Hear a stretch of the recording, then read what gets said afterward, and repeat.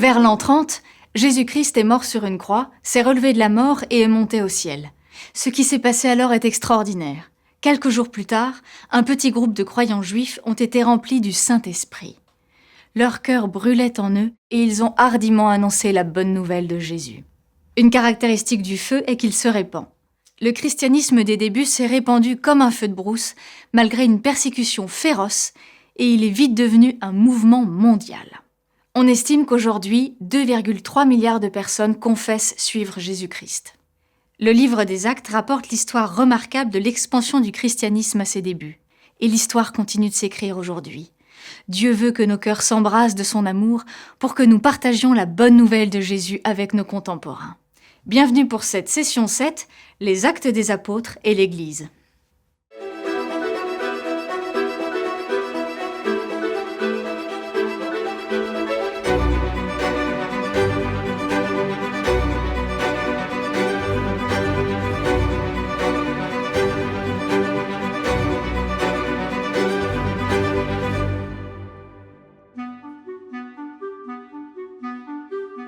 Le livre des Actes a été écrit par Luc, le médecin.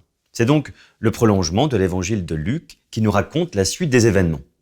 Un point qu'il faut remarquer, c'est la symétrie entre l'évangile et les actes. Dans l'évangile, Jésus guérissait les malades et proclamait la bonne nouvelle. Dans les actes, les disciples de Jésus guérissent les malades et proclament la bonne nouvelle de Jésus au monde. Mais comment cela peut-il être possible ? Comment des chrétiens ordinaires peuvent-ils faire ce que Jésus a fait ? Si on vous demandait d'écrire comme Victor Hugo, de chanter comme Pavarotti, ou encore de courir comme Usain Bolt, vous diriez impossible. Et si les actes suggèrent que vous deviez poursuivre l'œuvre de Jésus, vous diriez également impossible. Maintenant, si le même esprit qui a donné ses pouvoirs à Jésus, l'Esprit Saint, venait vivre en nous. C'est justement là l'histoire du livre des Actes. Au chapitre 1, juste avant que Jésus ne reparte aux cieux, voici ce qu'il a promis à ses disciples. Vous recevrez une force quand l'Esprit Saint descendra sur vous. Vous serez alors mes témoins à Jérusalem, dans toute la Judée et la Samarie, et jusqu'au bout du monde. Le mot « force » dans les actes est le mot grec « dynamis », d'où nous tirons dynamite et dynamique. Le Saint-Esprit rend le peuple de Dieu capable d'être les agents dynamiques du royaume et de poursuivre l'œuvre de Jésus dans le monde. Le livre des Actes comprend 2 parties qui aident à structurer cette session. Les chapitres 1 à 12 commencent avec le jour de la Pentecôte et s'intéressent à Jérusalem et aux régions juives environnantes. L'apôtre Pierre en est le personnage principal. Et puis les chapitres 13 à 28, qui se tournent alors vers l'apôtre Paul. À travers ses voyages missionnaires, la bonne nouvelle se répand au-delà des régions juives jusqu'en Turquie moderne, puis atteint la capitale du monde d'alors, Rome.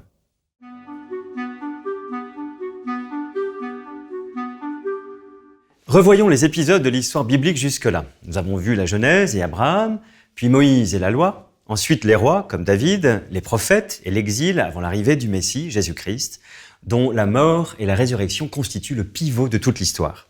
Mais la nouvelle étape essentielle de l'histoire biblique est celle où nous nous trouvons, le chapitre de l'Église. Les Actes racontent la période qui a fait suite à Jésus.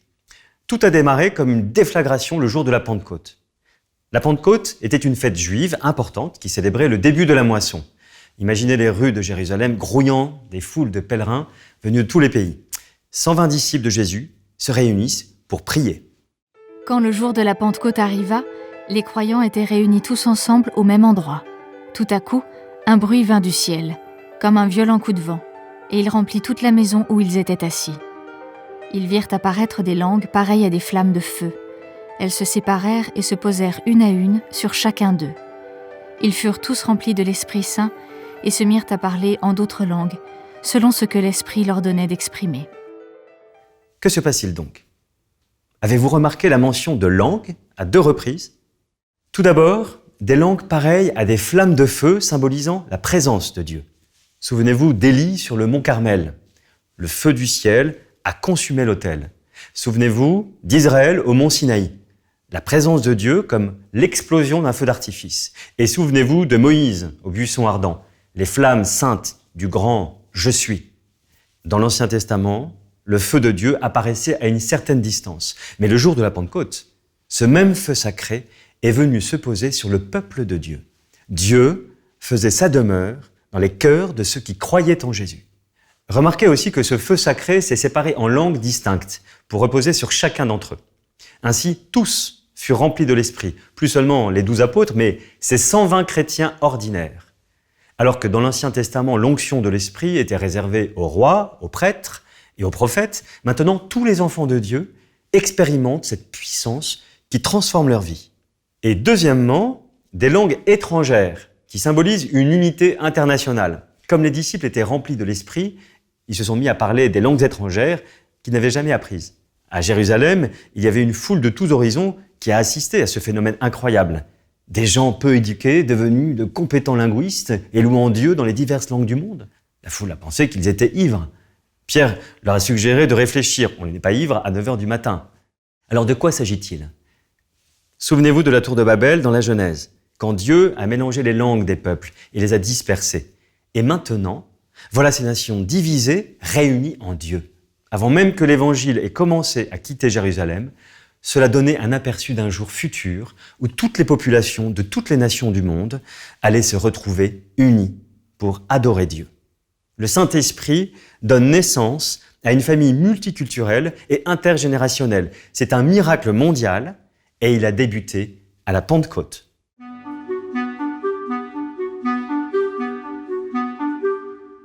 Avec la venue du Saint-Esprit à la Pentecôte, les choses commencent à changer. Premièrement, le peuple de Dieu se découvre un courage nouveau. Prenez l'exemple de Pierre. À peine 50 jours auparavant, c'était un lâche qui niait connaître Jésus. Et maintenant, dans ces mêmes rues, face à ces mêmes foules, il est plein d'assurance et prêche la bonne nouvelle de Jésus. Deuxièmement, la Pentecôte a signifié la naissance de l'Église chrétienne. Un grand nombre d'entre eux acceptèrent les paroles de Pierre et furent baptisés.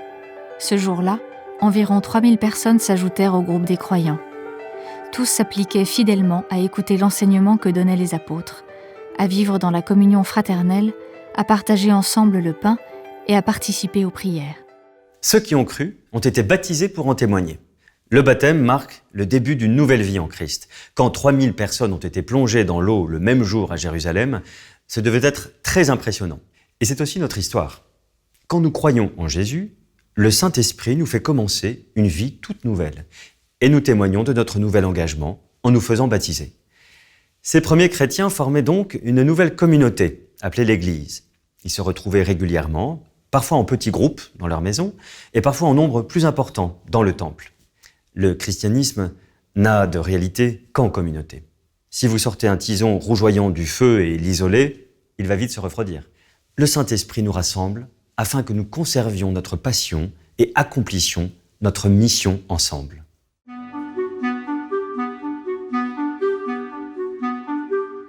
Quel changement la Pentecôte a-t-elle apporté ? Elle représente la naissance de l'Église. Après la Pentecôte, les actes rapportent la croissance exponentielle du christianisme en plusieurs cycles d'expansion. Le premier est décrit en Actes, chapitres 3 et 4, le second au chapitre 5 et 6, et le troisième au chapitre 7 et 8. Et ils suivent tous les mêmes étapes. Prenons le troisième cycle comme exemple. Étienne, son principal protagoniste, n'était pas un apôtre, et son rôle dans l'Église consistait à organiser la distribution de nourriture aux veuves. Mais chaque chrétien était désormais rempli du Saint-Esprit. Au travers de cet homme ordinaire, Dieu accomplissait de grandes choses. La croissance de l'Église, à ses débuts, fut ponctuée de moments où Dieu a montré la vérité du message par des guérisons. Le chapitre 6 des Actes dit qu'Étienne accomplissait de grands miracles. Et bien sûr, les foules s'assemblaient pour voir ce qui se passait, et des gens nouveaux se sont mis à fréquenter l'Église. Étienne est traduit devant les autorités juives et rempli du Saint-Esprit. Il prononce un discours audacieux. C'est une sorte de version initiale d'un cours biblique. Il parcourt tout l'Ancien Testament pour montrer comment Jésus a accompli l'histoire d'Israël. Alors, les responsables juifs se sont mis hors d'eux, l'entraînèrent hors de la ville et lui jetèrent des pierres pour le tuer. Étienne devient le premier martyr chrétien. Il est mort à cause de sa foi en Jésus et à cause de cela, des centaines de chrétiens ont été obligés de fuir Jérusalem car ils craignaient pour leur vie. Mais c'est là que se situe la surprise. Loin d'arrêter le christianisme, cette persécution contribue à son expansion. Imaginez l'église de Jérusalem comme un pissenlit. Le vent de la persécution en a dispersé les graines et de nouvelles églises ont surgi un peu partout. Un des premiers chrétiens au IIe siècle l'a bien résumé, le sang des martyrs est la semence de l'Église. Ceci est une Bible du 19e siècle en malgache, la langue parlée sur l'île de Madagascar. À la même époque, de nombreux exemplaires similaires ont été enfouis dans le sol. Un petit groupe de chrétiens sur l'île a dû faire face à une terrible persécution. Il y a eu de très nombreuses victimes. Mais ils aimaient tellement leur Bible et voulaient tellement les préserver pour que leurs enfants puissent les lire qu'ils les ont enterrés avant de mourir. Ils ont creusé des trous et les y ont cachés, espérant qu'on ne les retrouve que lorsque la persécution serait terminée. Il faut bien prêter attention à ce qu'il s'est passé. Avant cette période de persécution, il n'y avait que 200 chrétiens sur l'île. Mais lorsque des missionnaires sont revenus voir ce qu'il restait de la communauté, quel ne fut pas leur étonnement de trouver plus de 2000 chrétiens, 10 fois plus. Le sang des martyrs est vraiment la semence de l'Église. Au chapitre 8 des Actes, nous voyons comment l'Église primitive croît, malgré de graves dangers. Après la mort d'Étienne, des chrétiens d'origine juive comme Philippe ont partagé la bonne nouvelle avec des Samaritains. Regardons d'un peu plus près la façon dont l'Évangile, dans le récit des Actes, surmonte les barrières sociales pour se répandre comme un feu de brousse.